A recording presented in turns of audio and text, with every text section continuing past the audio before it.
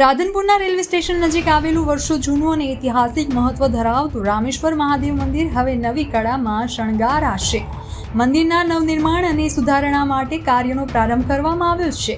આ મંદિર રાધનપુરના ધર્મપ્રેમી નાગરિકો માટે શ્રદ્ધાનું કેન્દ્ર રહ્યું છે। હવે મંદિરને વધુ સુવ્યવસ્થિત, સજ્જ અને ભવ્ય બનાવવાનો ઉદ્દેશ રાખીને લોક સહભાગિતાથી કાર્ય શરૂ થયું છે। મંદિર ટ્રસ્ટ અને સ્થાનિક સેવાભાવી લોકો તરફથી તમામ ધર્મપ્રેમી જનતાને વિનંતી કરવામાં આવી છે કે આ પુણ્ય કાર્યમાં યથાશક્તિ સહયોગ આપીને ભવિષ્યની પેઢી માટે આ ઐતિહાસિક મંદિરને ભવ્ય બનાવવામાં મદદરૂપ બનવા અપીલ કરાઈ છે।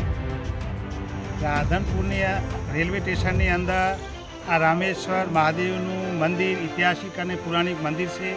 શ્રાવણ માસની અંદર, પવિત્ર શ્રાવણ માસની અંદર બીજા સોમવારે અહીં ભવ્ય મેળાનું આયોજન કરવામાં આવે છે।